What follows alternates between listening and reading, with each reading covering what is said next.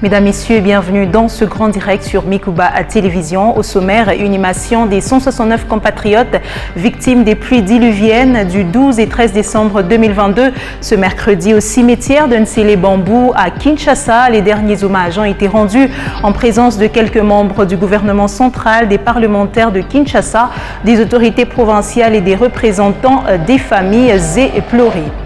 Nous parlerons également de la clôture ce mercredi à Kananga de l'atelier sur le lancement des antennes provinciales du réseau des femmes africaines, ministres et parlementaires provinciales de l'espace Kasaï. Cette formation de 2 jours a outillé les participantes sur plusieurs thématiques, entre autres celles liées au VBG, la participation de la femme à la vie politique, le décès maternel, mariage précoce, etc.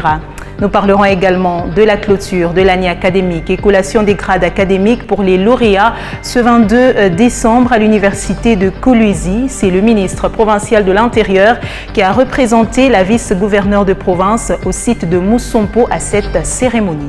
Voilà tout pour le sommaire, mesdames, messieurs. Bienvenue à tous.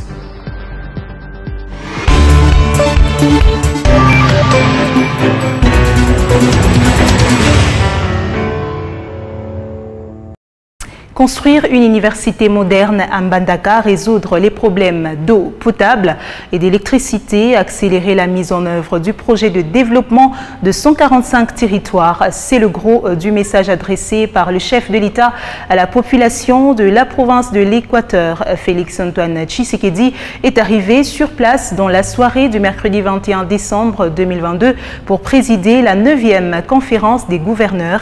Il a été accueilli par les Équatoriens. Outre les membres du gouvernement de la République, les gouverneurs des 26 provinces, dont Fifi Masuka Saini, gouverneur du Lualaba, ont participé à l'accueil.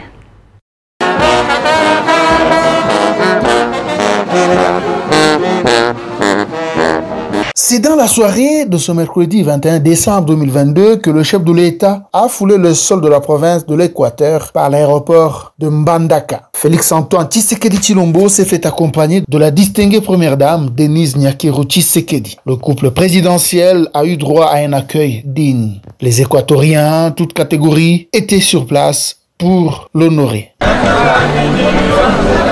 Le Premier ministre Samalou Konde Kyenge, le vice-premier ministre, ministre de l'Intérieur, d'autres membres du gouvernement ainsi que les gouverneurs de 26 provinces de la RDC étaient de la partie. Parmi les chefs des exécutifs provinciaux de la RDC, il y a eu la gouverneure du Lualaba, Marie-Thérèse Masuka Saini. Félix Tshisekedi a pris la direction du stade de la ville pour s'adresser à ses compatriotes du coin. Il a remercié chacun de l'accueil particulier lui réservé. L'autorité suprême du Congo-Kinshasa a pris soin de récolter les doléances de la population, notamment les problèmes d'infrastructures routières, le manque du courant électrique ainsi que le problème de pénurie d'eau potable. Toboya makambo ya kanyaka mbongo nyonso ekotaka na kesi ya leta po mbongo wana nde ekotonga l'hôpitalo, mbongo wana moto ekotonga kelasi, mbongo wana nde ekotonga nzela pe ekokokisa makambo oyo ya courant na mai.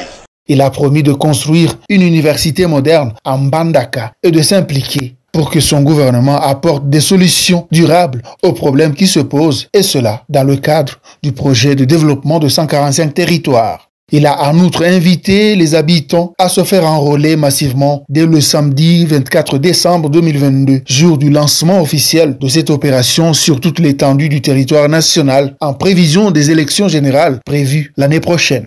Bino batata ba mama bilenge bino nyonso bosimbana bokende à partir ya samedi bokomona ngai na enrôlement kuna na kozwa oya ngai carte ya électeur.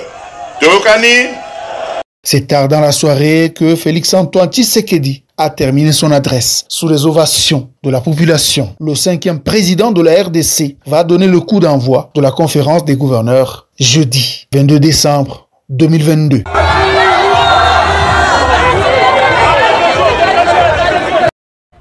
Le président de la CENI, Denis Kadima, s'est entretenu ce mercredi avec une délégation du CESAC, conduite par son président Christian Bossembe Lokando.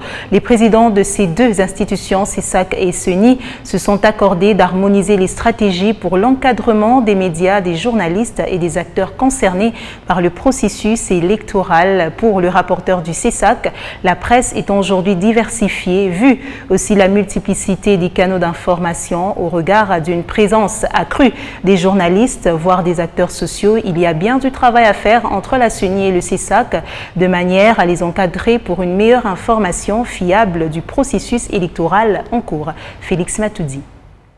Il était question de pouvoir arrêter des stratégies communes en prévision de la campagne électorale. En fait, il y a déjà, ou plutôt en prévision du processus électoral qui est déjà en cours.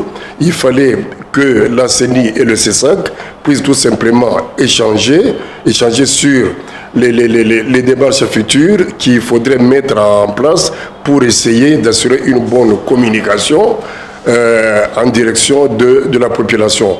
Vous avez vu par exemple dans les médias, le CESAC avait mis hier une recommandation signée par le président et le rapporteur demandant aux médias et même aux acteurs politiques de pouvoir s'abstenir, de lancer dans ce que nous avons appelé une campagne électorale précoce. Eh bien, ça fait partie de toutes ces stratégies et bien d'autres que nous venons de définir ici avec la CENI.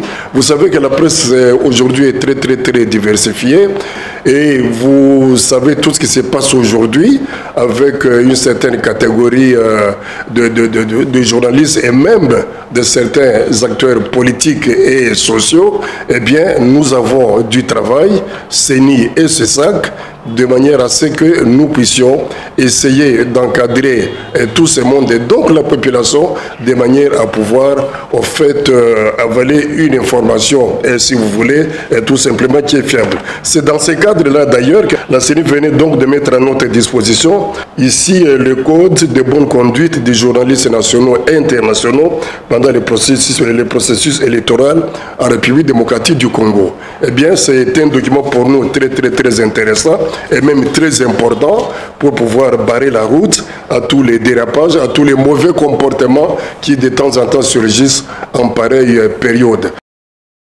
Toujours dans la capitale RD congolaise, derniers hommages rendus aux 169 victimes des pluies diluviennes du 12 et 13 décembre 2022. Ces compatriotes disparus ont été inhumés ce mercredi au cimetière de Nsele Bambou. C'était en présence de quelques membres du gouvernement central, des parlementaires de Kinshasa, des autorités provinciales et des représentants des familles éplorées, ainsi que les amis et connaissances. La cérémonie d'adieu était marquée par des vives émotions au visage des membres de familles sinistrées. Les détails dans ce reportage de Félix Matoudi. C'est ici, au cimetière d'Nsele Bambou, lieu choisi par le gouvernement central pour les repos éternels des 169 victimes de la pluie diluvienne du 12 et 13 décembre dernier dans la capitale. Ces illustres disparus ont eu droit au dernier hommage des membres de leur famille éplorée, amis et connaissances, ainsi que de quelques membres du gouvernement central et ceux de la ville de Kinshasa. Respect des morts oblige tout au long de leur passage sur les grandes artères de la ville de Kinshasa. Le public kinois n'est pas resté indifférent. Il a exprimé toute sa compassion au malheur qui a frappé la ville suite aux pluies torrentielles qui avaient submergé la ville. Arrivé sur les lieux d'enterrement, le temps s'était arrêté pour les membres des familles éplorées. Difficile alors de dire adieu à leur être cher, partis dans l'au-delà.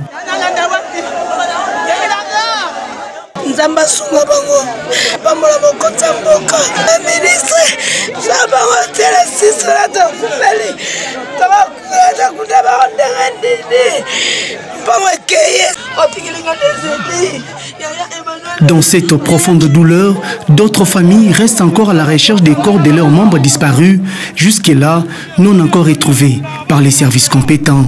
Les bâtiments repèrent presque 3 personnes. Malgré tout ça, tu retrouveras des corps. Juste maintenant comment te recouvrir en haut.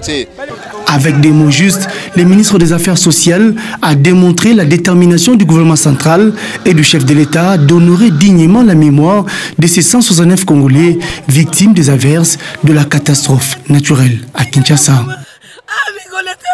Le gouvernement s'est associé à la famille du début jusqu'à la fin. Nous implorons le Tout-Puissant pour qu'il accueille les âmes des infortunés dans sa sainte demeure. Au-delà du caractère imprévisible des intempéries naturelles, certaines familles éplorées estiment qu'il devient de plus en plus urgent que l'autorité urbaine et centrale procède aux grands travaux d'assainissement, de réaménagement et d'urbanisation de la ville. Rendons-nous à présent au Sud Kivu, où les députés nationaux et sénateurs ont saisi le ministre de l'Intérieur, Sécurité et Décentralisation au sujet de la non-reconnaissance des villes de Baraka, Kamituga et Uvira dans la cartographie de la CENI. Ils ont par la même occasion évoqué la non-prise en compte de ces agglomérations lors des récentes nominations du chef de l'État au sein de la territoriale. Linda Kalenga Mungangu nous en dit plus. Dans une lettre d'indignation adressée à Daniel Assilou, les élus du Sud Kivu estiment qu'il est insoutenable que les villes d'Uvira, Kamituga et de Baraka ne soient pas retenues comme des circonscriptions électorales à part entière. Ces députés ont rappelé que l'érection de ces agglomérations en ville en 2013 a suivi la procédure indiquée par la loi.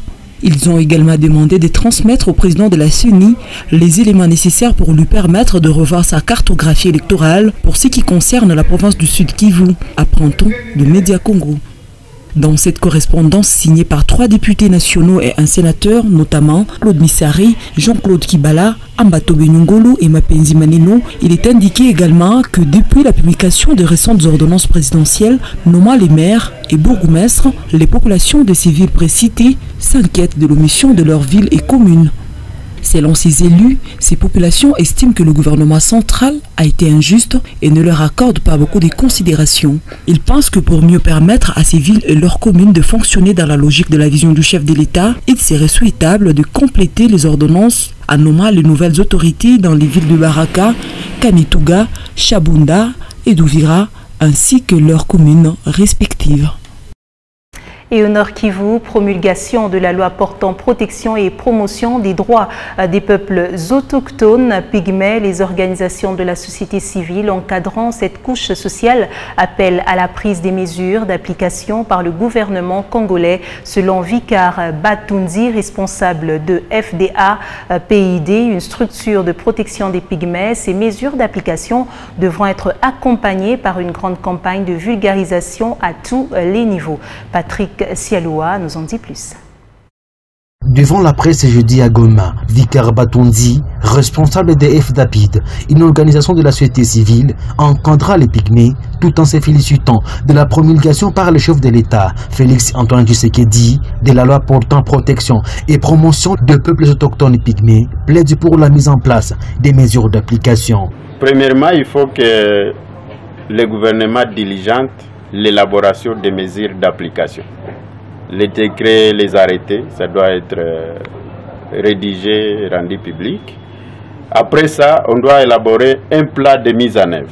Parce que pas seulement que c'est le gouvernement qui va matérialiser ou mettre en œuvre la loi, mais tout acteur, et même nous les organisations, dans toutes nos planifications, on doit commencer à tenir compte des dispositions contenues dans cette loi pour nous rassurer que nos actions soient en train de contribuer à l'atteinte de dispositions contenues dans cette loi. Et donc, il faut une forte vulgarisation, parce que d'abord, les peuples autochtones pygmées doivent maîtriser les contenus de cette loi pour bien revendiquer leurs droits. Pour Vikar Batunzi, l'acte posé par le régime de Tshisekedi en faveur des peuples autochtones pygmées est héroïque. Il y a des régimes passés qui avait cette loi sur la table, mais grâce au régime en place, au moins, elle a été promulguée. Donc c'est une réponse aux besoins des peuples autochtones pygmées. C'est l'un des résultats tangibles du gouvernement congolais face à ses engagements au niveau international, surtout en ce qui concerne les pays, l'examen périodique universel, parce que pour les 3 cycles passés, cette recommandation revenait mandat au gouvernement de mettre en place un cadre légal qui protège les peuples autochtones pygmées. Soulignons que cette conférence de presse de remerciement du chef de l'État a été tenue en présence des représentants des Pygmées venus de différents territoires de la province du Nord Kivu. Je l'ai annoncé au sommaire, clôture ce mercredi à Kananga de l'atelier sur le lancement des antennes provinciales du réseau des femmes africaines ministres et parlementaires provinciales de l'espace Kasaï. Pendant 2 jours, les participants ont été outillés sur plusieurs thématiques, entre autres celles liées au VBG, la participation de la femme à la vie politique, le décès maternel, le mariage précoce. Pour ne citer que ceci, c'est le vice-gouverneur du Kasaï central qui a présidé cette activité appuyée par l'UNFPA à travers la structure FMMDI. Soleil Toumba Moufika, notre correspondant depuis Kananga, nous signe ce reportage.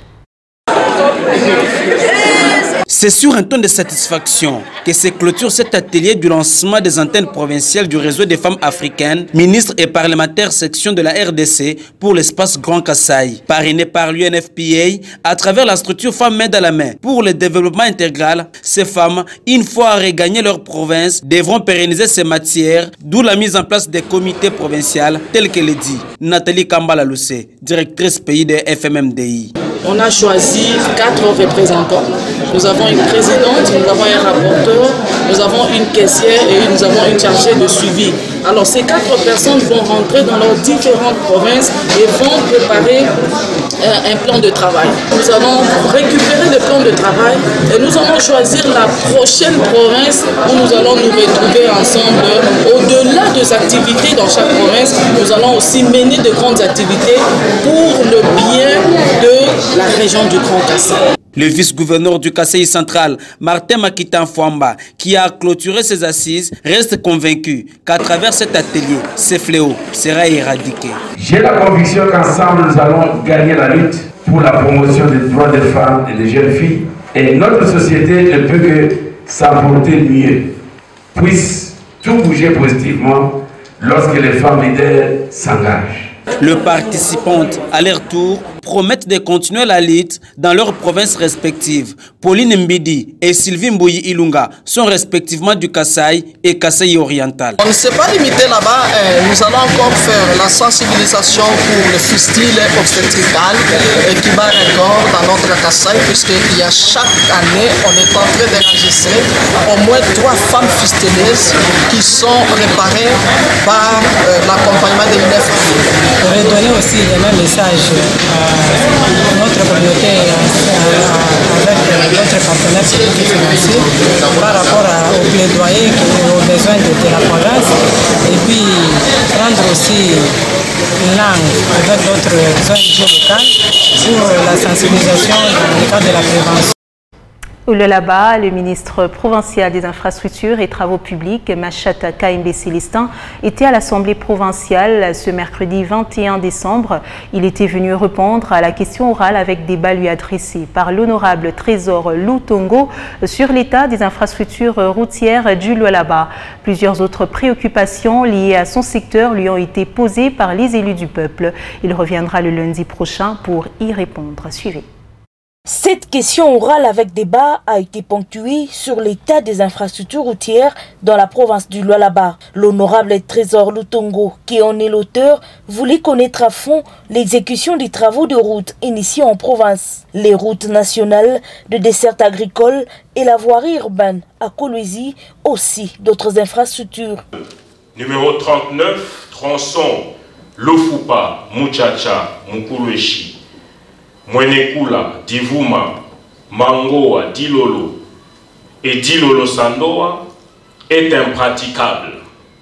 Veuillez nous éclairer sur le contrat qui liait la province du Lualaba avec cette entreprise de M. Cameron.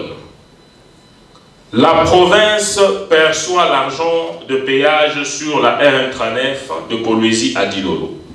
Pourtant, l'état de la route ne s'améliore pas. Le ministre des Infrastructures et Travaux publics, Machata Kaimbe, a apporté des explications pour éclairer la lanterne des élus provinciaux. Question de savoir comment la province compte-t-elle récupérer les sommes injectées dans ces projets. Je vous rassure, encore une fois de plus, que la procédure de compensation des 28 km de ce tronçon est en cours entre la province et la société Sopeco au bénéfice de la voirie urbaine de la ville de Kolwezi. Ainsi, l'honorable président Louis Kamoni Tumbu va inviter ses pairs au débat. Nous souhaitons vraiment que vous puissiez faire de sorte que les encours diminuent davantage pour qu'on ait des ouvrages finis. Et la petite préoccupation est celle de savoir la RDA Muchacha Kabanga.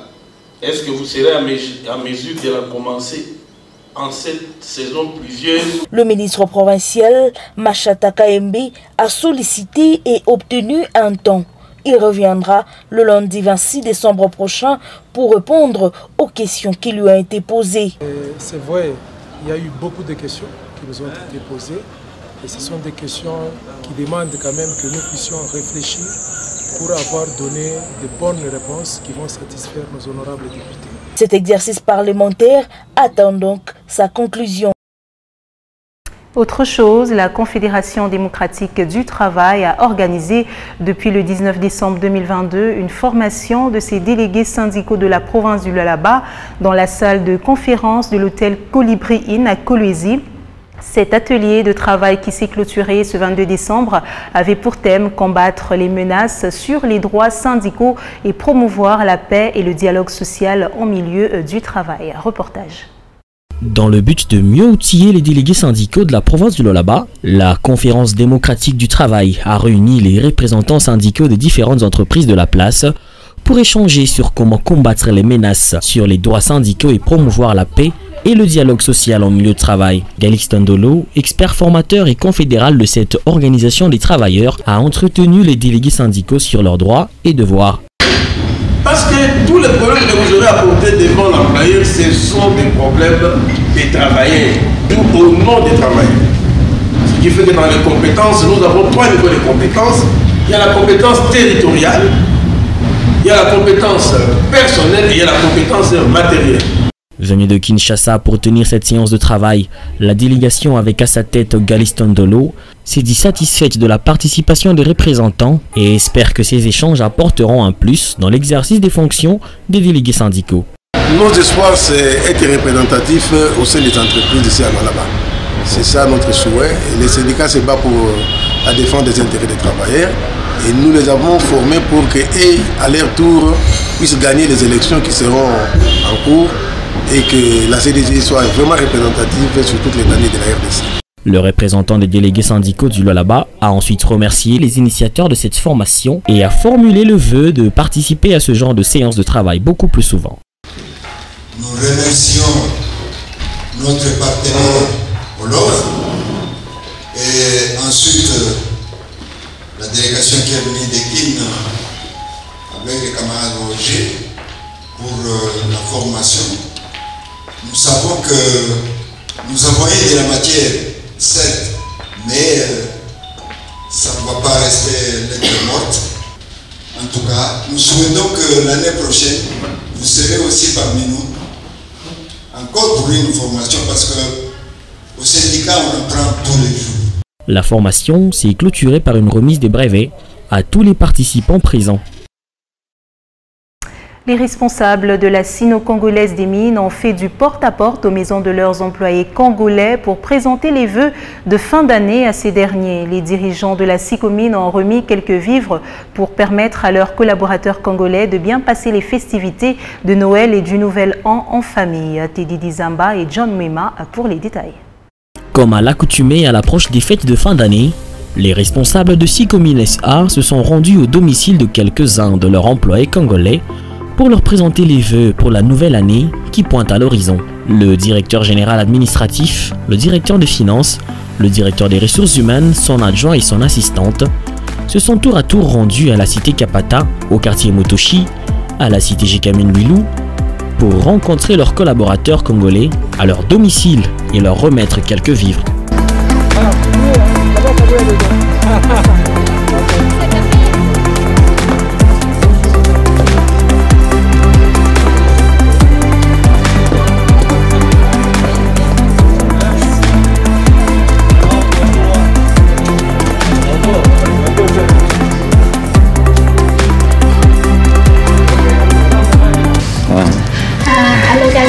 de la fête de Noël et le Nouvel An.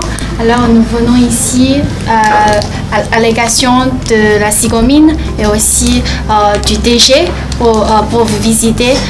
Dès qu'on arrive ici, on trouve que les trois enfants, ils sont très polis. Je pense que c'est grâce à votre éducation, votre bonne éducation. Oui, et puis on vous souhaite une très bonne année et aussi des meilleurs vœux. Heureux de recevoir leur employeur dans leur maison, les employés congolais n'ont pas manqué de mots pour remercier les responsables de la Sino-Congolaise des Mines pour ce geste altruiste. Je suis tellement contente, moi et ma famille, malgré mon mari n'est pas là, il tient à vous remercier parce que vous m'avez choisi. Nous sommes nombreux dans notre société, mais vous m'avez choisi. Merci à notre société. Donc nous sommes fidèles à notre société. En dehors de l'exploitation minière, Sicomines SA se donne le devoir d'être présente dans le quotidien de ses partenaires et employés congolais. L'Université de Kolwezi a organisé ce 22 décembre une double cérémonie de clôture de l'année académique et de collation des grades académiques pour les lauréats sur 652 finalistes. 351 ont réussi en première session et ont été aussi collés en grade par le ministre provincial de l'Intérieur représentant la vice-gouverneure de province au site de Mou-Sompo. Ce reportage est signé Léopold Kingou. Devant un public composé des autorités politico-administratives, scientifiques et des parents, le recteur de l'université de Kolwezi, le professeur ordinaire Yvan Mwenge Muongo, a d'abord remercié les autorités nationales et provinciales pour leur assistance avant d'encourager les lauréats, en les invitant au réalisme dans cette nouvelle étape de la vie. Je voudrais, avant de clore mon propos, remercier les étudiants pour s'être massivement mobilisés à l'appel du président de la République pour soutenir totalement les forces armées de la République. Appel a été relayé par son Excellence Monsieur le ministre de l'Enseignement supérieur et universitaire et opérationnalisé au niveau de la province par son Excellence Madame le gouverneur ad interim. Prenant la parole, le secrétaire général chargé de la recherche, le professeur Edouard Nawenge, est revenu sur les chiffres clés de cette année académique. 1664 cours alignés, soit 85 985 heures, 4757 étudiants inscrits à l'Unicole, dont 42% du genre féminin, parmi lesquels 652 finalistes, dont 351 sont collés séjour, soit 53,8% des réussites. Après cette étape est venue celle de la collation des grades académiques pour les 11 facultés de cette institution d'études supérieures, comme par exemple à la faculté des sciences économiques, faculté ayant recruté le plus d'étudiants où 53 finalistes ont satisfait selon le rapport du doyen Bruno Kadiat. Les jurys chargés de l'organisation des épreuves de fin de cycle de licence en sciences économiques et de gestion a reçu les examens de 160 candidats. On réussit avec la mention satisfaction 53 étudiants. Prenant la parole pour clôturer l'année académique, le ministre provincial de l'Intérieur Deouda Kapenda, représentant de la vice-gouverneure de province, a appelé les entreprises à privilégier ces diplômés dans le recrutement, produit des universités congolaises. Plus de 39 000 enfants en République démocratique du Congo naissent avec des maladies cardiaques. Les causes réelles ne sont pas connues, mais on incrimine certains facteurs tels que la prise d'alcool, l'exposition aux minerais radioactifs, ainsi que certaines maladies telles que le diabète. Suivez ici le docteur Rupas qui revient sur les facteurs et risques au micro de Dorsin et puis Mouteb. Les causes réelles ne sont pas connues. On incrimine certains facteurs de risque chez la femme enceinte en début de grossesse, tels que certaines maladies virales, les expositions aux minéraux radioactifs, le diabète, l'alcoolisme, certains médicaments inadaptés, certains produits indigènes, certains produits de peinture, des vernis, ainsi de suite. Alors, les enfants qui naissent avec des problèmes cardiaques peuvent manifester certains signes. Les signes sont différents selon les types de malformations. Parce que le cœur est à considérer comme une maison avec des chambres et des portes, des fenêtres. Alors les malformations peuvent porter sur les rétrécissements des portes ou sur des trous inadaptés entre les murs, des côtés des chambres de gauche et de droite par exemple. Voilà tout pour cette édition du journal. Mesdames, Messieurs, merci à vous de l'avoir suivi. Au revoir.